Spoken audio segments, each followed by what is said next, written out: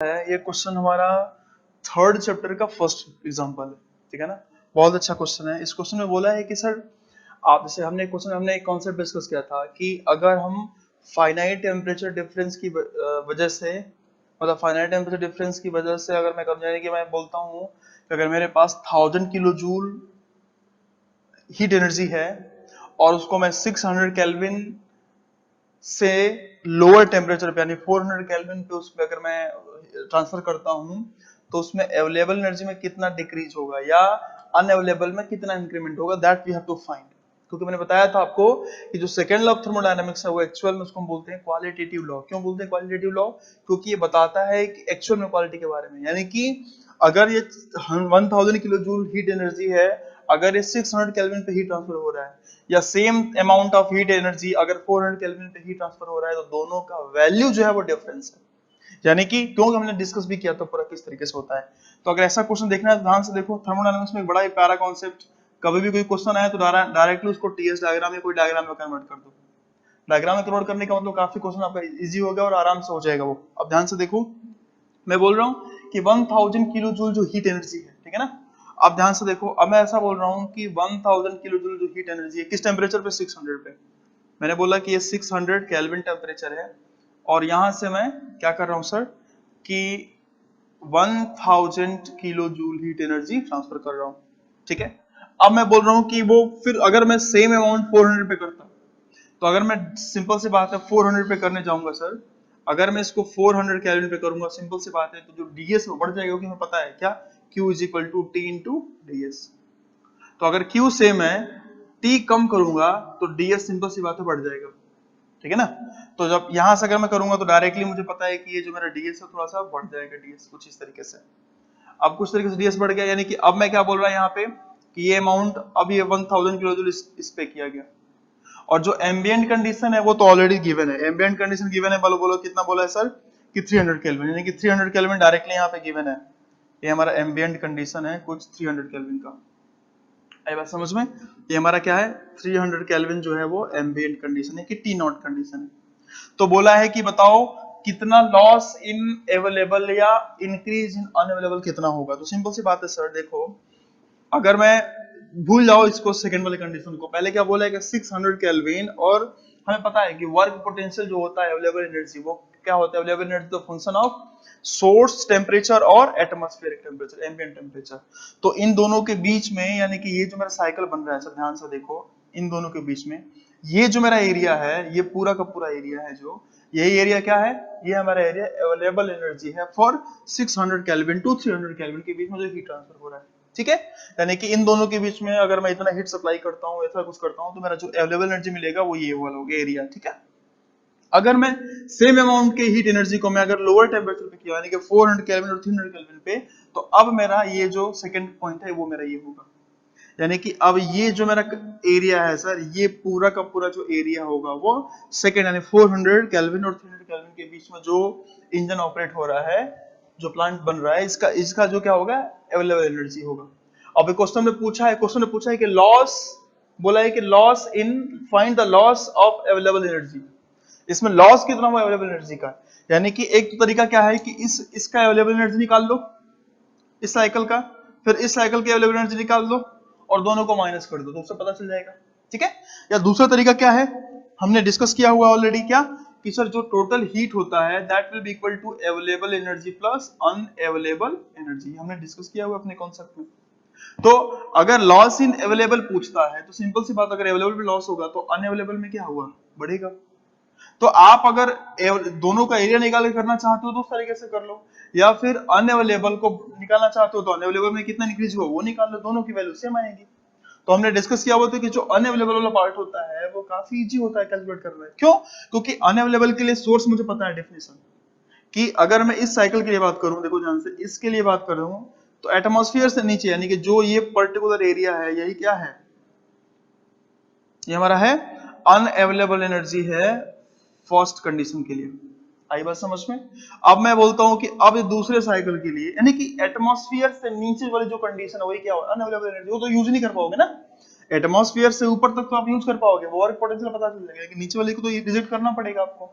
तो जो ये वाली कंडीशन, यानी कि जो पूरा ये इंजन दिख रहा है, इस इंजन के नीचे यानी कि ये पूरा पोर्शन, ये पूरा पूरा पूरा पूरा पूरा पोर्शन जो है, ये क्या है, सेकंड पार्ट का अनअवेलेबल एनर्जी। यानी कि अगर मैं इसको इस तरीके से लिख दूं सर, ये जो पूरा ब्लैक वाला दिख रहा है, ये क्या है ब्लैक वाला, कि अनअवेलेबल एनर्जी किसका है, सेकंड पार्ट का है। तो मुझे निकालना क्या है कि इंक्रीज इन अनअवेलेबल एनर्जी, क्योंकि that will be equal to available energy का डिक्रीज। तो अगर मुझे क्वेश्चन में पूछा है यहाँ पे कि अवेलेबल एनर्जी में कितना लॉस हुआ, that is equal to unavailable energy में कितना इंक्रीमेंट हुआ, ये तो मैं निकालने जा रहा हूं। तो अगर मुझे निकालना है सर, ध्यान से देखो, तो पहले का अनअवेलेबल एनर्जी इतना था, ये ब्लू वाला ऐसा ऐसा जो लाइन है, और बाद में जो अनअवेलेबल एनर्जी अब इतना बढ़ गया, यानी जो ब्लैक वाली लाइन है। तो एक्चुअल में कितना चेंज आया, तो मैं देख सकता हूं कि ये जो वैल्यू है मेरा, यही वैल्यू जो है एक्चुअल में यही क्या है, इंक्रीज इन अनअवेलेबल एनर्जी। यही क्या है, इंक्रीज इन अनअवेलेबल एनर्जी। तो यानी बस मैं ये एरिया अगर निकाल लूं तो यही एरिया मेरा डायरेक्टली आंसर हो जाएगा। तो मैं उस एरिया को निकालने के लिए क्या बोलूंगा, वो एरिया कैसे निकालूंगा सर, ये क्या है, रेक्टेंगल है, तो रेक्टेंगल का मतलब टेम्परेचर तो मुझे पता है टी नॉट, लेकिन ये कंडीशन कितना होगा। अब मैं ऐसा कर लेता हूं कि इसको, चलो मैंने ये माना था एस, अब ये जो होगा ये क्या होगा सर, ये पहले कंडीशन के लिए डेल्टा S1 इस Q1 के लिए, और ये जो दूसरा वाला था इसको मैंने बोल दिया कि डेल्टा S2 है। तो इसके लिए मैं क्या बोलूंगा कि T नॉट, यानी कि देखो ये इसका एरिया, ये डिस्टेंस, ये क्या है, T नॉट है। अब ये डिस्टेंस कितना होगा, टोटल डेल्टा S2, यानी कि सेकंड कंडीशन में कितना एंट्रोपी चेंज है और फर्स्ट कंडीशन में कितना एंट्रोपी चेंज, दोनों का डिफरेंस ही है। तो ये मैं बोलूंगा डेल्टा S2, ये सेम हमने डेरिवेशन किया भी है कॉन्सेप्ट में, डेल्टा S1, ठीक है। तो यहां से मैं बोल सकता हूं कि टी नॉट, चलो ठीक है, टी नॉट लिख लो, इनटू डेल्टा S2 निकालना है तो क्या करना पड़ेगा, Q अपॉन T। तो 2 के लिए Q तो सेम है, T डिफरेंट हो रहा है तो T2 हो जाएगा। तो मैं बोलूंगा Q अपॉन T2 माइनस ये क्या हो जाएगा, Q अपॉन T1, अगर डेल्टा S1 है तो, और यही हमारा क्या है, T1 है, और ये हमारा क्या है सर, T2 है। तो अगर मैं यहां से देखूं तो मैं क्या बोलूंगा, टी नॉट मुझे दिया हुआ है, टी नॉट कितना दिया हुआ है, 300 केल्विन, तो मैंने बोल दिया 300 केल्विन। अब यहाँ पे Q कितना है, Q 1000 किलो जूल है, तो मैंने बोला यहाँ पे कि 1000 किलो जूल है, अपॉन T2 कितना है, 600 केल्विन है, minus sir T1, sorry T2 कितना है, 400 केल्विन है, तो मैं यहाँ पे 400 लिख दिया, और यहाँ पे सेम Q 1000, T1 कितना है सर, T1 600 केल्विन, तो मैंने यहाँ पे 600 केल्विन लिख दिया। और फिर मैंने इसको सॉल्व कर लिया। अब मैं इसको सॉल्व करूंगा तो सॉल्व करके मैंने निकाला हुआ है, इसका आंसर मेरा आया 250 किलो जूल, यानी कि यही मेरा क्या है आंसर। ये मैंने निकाला क्या है, मैंने निकाला कि इंक्रीज इन अनअवेलेबल, लेकिन मुझे पता है कि वो सेम होगा अवेलेबल एनर्जी के डिक्रीज के बराबर। तो जिस तरीके से आपको इजी लगता है उस तरीके से इस क्वेश्चन को सॉल्व कर सकते हैं। तो हमारा ये फर्स्ट क्वेश्चन, ठीक है। नेक्स्ट क्वेश्चन देखते हैं क्या है, कि find the irreversibility associated with the expansion of air to a very small opening. यानी ये बहुत इंपॉर्टेंट पॉइंट बोल दिया यहाँ पे, क्या, वेरी स्मॉल ओपनिंग, ठीक है। और फिर बोला है कि ये प्रेशर इनिशियल 8 बार है, टेम्परेचर 600 केल्विन है, और जब एक्सपेंशन हो जा रहा है तो उसका फाइनल प्रेशर 1.2 बार हो रहा है, और टेम्परेचर नहीं दिया है। फिर बोल दिया है कि एटमॉस्फेरिक कंडीशन जो है 298 केल्विन है। तो बताओ कितना इरिवर्सिबिलिटी होगा। तो सर हमें पता है, एक हमने गिब्स-स्ट्रोडोला थ्योरम पढ़ा था, तो हमने बोला था कि इरिवर्सिबिलिटी निकालने का सबसे बेस्ट तरीका होता है, आपको इरिवर्सिबिलिटी निकालने का सबसे बेस्ट तरीका क्या है, कि T not into delta S universe, यानी कि क्या है, T not into delta S system plus delta S surrounding. अब सर अगर आपको delta S system and delta S surrounding निकालना है तो ध्यान से देखो इसको। सबसे पहले इंपॉर्टेंट पॉइंट क्या है, यहाँ बोला कि वेरी स्मॉल ओपनिंग। और वेरी स्मॉल ओपनिंग का मतलब क्या होता है, मैंने बोला था आप लोगों को कि कभी भी फ्लूइड फ्लो कर रहा है और उसको डिस्टर्ब कर दो, फ्लूइड को आपने डिस्टर्ब कर दिया तो क्या हुआ, वो थ्रॉटलिंग फ्लो हो जाएगा। वो क्या होता जाएगा, थ्रॉटलिंग फ्लो, ठीक है ना। थ्रॉटल्ड कर दिया आपने, डिस्टर्ब करना मतलब थ्रॉटल करना।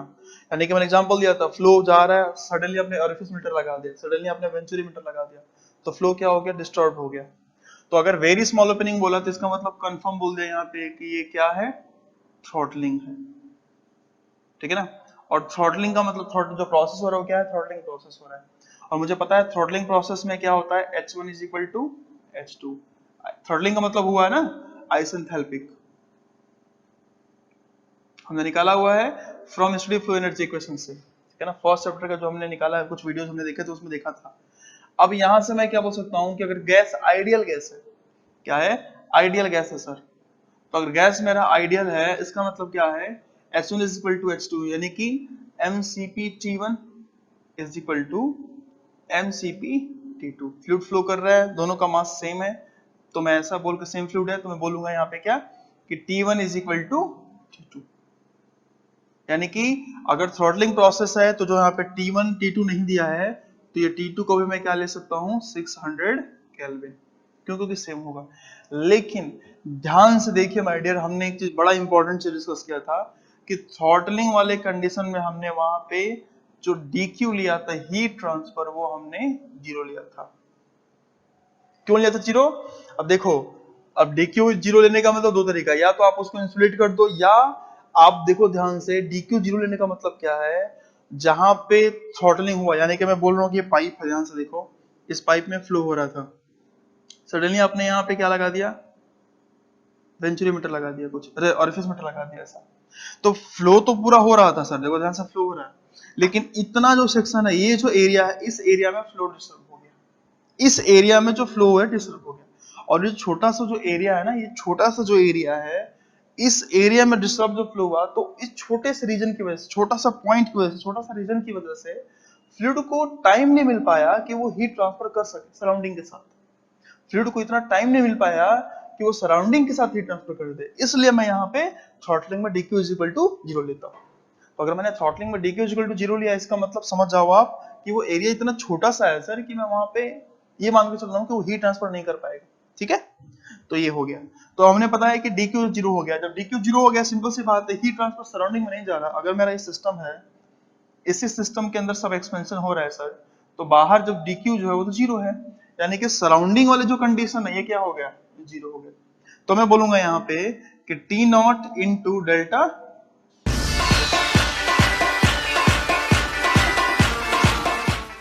तो सराउंडिंग क्या है, 0 हो गया। अब T0 मुझे पता है सर, T0 मुझे पता है कौन सा है, एटमॉस्फेरिक कंडीशन 298 केल्विन दे रखा है।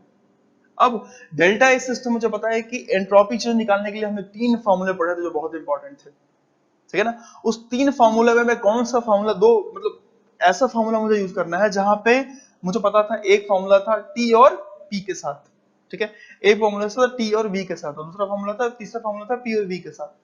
तो मुझे ऐसा डेटा यूज करना है यहाँ पे जो गिवन हो। तो ध्यान से देखो, 2 P गिया है और 2 T गिवन है, तो मैं P और T के बीच में जो हमारा फार्मूला था वो यूज करूंगा। तो P और T के बीच में फार्मूला क्या होता था कि, अब देखो ध्यान से, यहाँ पे यूनिट बहुत इंपॉर्टेंट है, हम डेल्टा एस जो निकाल रहे हैं ना, वो हम किलो जूल पर केजी में निकाल रहे हैं, स्मॉल की बात कर रहे हैं, इसलिए मैं सीपी लूंगा यहाँ पे कि CP ln T2 by T1 minus R ln P2 by P1, ये क्या होगा, डेल्टा एस सिस्टम, ठीक है। अगर किलो जूल पर केजी केल्विन में ले रहा हूं तो ये लिया, अगर किलो जूल पर केल्विन लेता है 7 तो मैं m से मल्टीप्लाई करता, यहाँ पे m से मल्टीप्लाई कर देता, लेकिन यहाँ पे आई थिंक किलो जूल पर केजी में पूछा क्योंकि मास दिया नहीं आई थिंक सिस्टम में, और जो मास, इसलिए हमारा आंसर किसमें आएगा, किलो जूल पर केजी में, और आई थिंक क्वेश्चन पूछा भी है किलो जूल पर केजी में। तो ध्यान से देखो, अब मैं यहाँ से क्या बोल सकता हूँ सर, यहाँ से बोल सकता हूँ कि 298 इंटू सीपी, सीपी की वैल्यू आइडियल गैस के लिए 1.005, लेकिन अगर मैं 1.005 ले रहा हूँ तो किलो जूल वाला मैं वैल्यू ले रहा हूँ, किलो जूल पर केजी केल्विन, ठीक है, into ln T2 by T1 constant 1, 0 हो जाएगा, T2 और T1 सेम है। देखो पूरे क्वेश्चन में ये पॉइंट जो बहुत इंपॉर्टेंट है, वेरी स्मॉल ओपनिंग, ये पॉइंट हमने बोल दिया मतलब कि हमने सारा कंसीडर कर लिया, एक ही पॉइंट के बस सारा क्वेश्चन सॉल्व हो जा रहा है, ठीक है। माइनस R कितना होता है 0.287 इंटू ln, अब P2 कितना है एक्सपेंशन के बाद 1.5 बार, तो मैं बोलूंगा यहाँ पे 1.2 बार सॉरी, और P1 कितना 8 बार। अब आपको कंफ्यूजन नहीं होना है क्योंकि दोनों बार बार में, इसलिए मैंने ले लिया। अगर दोनों के यूनिट डिफरेंट होता तो मैं पहले यूनिट सेम करता तब जाके रेशियो, यानी कभी भी रेशियो करो, मल्टीप्लाई मतलब डिवाइड कर रहे हो या एडिशन कर रहे हो, सब्सट्रैक्शन कर रहे हो, तो हमेशा ट्राई करो किसी भी मैथमेटिकल ऑपरेशन से पहले उसको यूनिट को सेम बनाओ। आप अगर यूनिट को सेम बना लियो तो फिर आराम से क्वेश्चन हो पाएगा, ठीक है। तो ये आराम से आ गया। अब मैं इस क्वेश्चन को सॉल्व करूंगा, तो मैंने सॉल्व किया हुआ है, तो डायरेक्टली इसका आंसर मुझे आया 162.25। ये मेरा आंसर आया 162.25। अब इसका यूनिट क्या होगा, किलो जूल पर केजी। ये हमारा क्या है, ये हमारा है इरिवर्सिबिलिटी। आई बात समझ में? यानी कि कभी भी क्वेश्चन आपको इरिवर्सिबिलिटी का पूछता है, कभी भी क्वेश्चन आपको इरिवर्सिबिलिटी का पूछता है तो टेंशन नहीं लेना। इरिवर्सिबिलिटी मतलब गर्स-टोडेल थ्योरम से मैं डायरेक्टली अप्लाई करूंगा। और जनरली देखो ध्यान से, जब भी इरिवर्सिबिलिटी पूछेगा ना आपको सर, तो कुछ ना कुछ ऐसा पॉइंट दिया होगा। यानी कि इरिवर्सिबिलिटी पूछने का मतलब है कि T not into delta S inverse को लगाना है मुझे कॉन्सेप्ट। अब इस डेल्टा एस को निकालने के लिए आपको ऐसा पॉइंट, क्योंकि चारों टर्म्स नहीं देंगे आपको, पीओटी नहीं देगा आपको, पी हो सकता है या टी, मतलब कोई जो दो वेरिएबल है उसका एक वेरिएबल का दोनों इनिशियल पॉइंट फाइनल पॉइंट दे सकता है, लेकिन जो एक वेरिएबल होगा ना उसका नहीं देगा आपको। अब उस एक वेरिएबल के लिए क्या करना पड़ेगा आपको, उस एक वेरिएबल के लिए आपको देखना पड़ेगा कुछ ऐसे ऐसे पॉइंट्स, जैसे वेरी स्मॉल ओपनिंग दे दिया, ठीक है ना। यहाँ पे अगर ऐसा बोल देता क्वेश्चन में, सपोज कि थ्रॉटल्ड हो गया, डिस्टर्ब फ्लो डिस्टर्ब हो गया, तो वहां पे भी हमने लिख देते। अगर मान लो यहाँ बोल देता कि एक्सपेंशन अगेंस्ट वैक्यूम, ऐसा बोल देता, मतलब की बात क्या कहना चाह रहा है वो, फ्री एक्सपेंशन की बात कर रहा है। और जब फ्री एक्सपेंशन की बात कर रहा है सर, इसका मतलब क्या है कि वो फिर से वही टेम्परेचर से मिला था। यानी कि ऐसा ऐसा कुछ ना कुछ वर्ड देगा जिससे मेरा काम काफी कुछ आसान हो जाएगा। ठीक है, एक और क्वेश्चन देखते हैं नेक्स्ट। ठीक है, तो ये क्वेश्चन हम डिस्कस करने जा रहे हैं। नेक्स्ट क्वेश्चन, अब ये हमारा क्वेश्चन है 3.3। इससे पहले हमने क्वेश्चन सॉल्व किया तो 3.2 था, एक क्वेश्चन हमारा 3.3।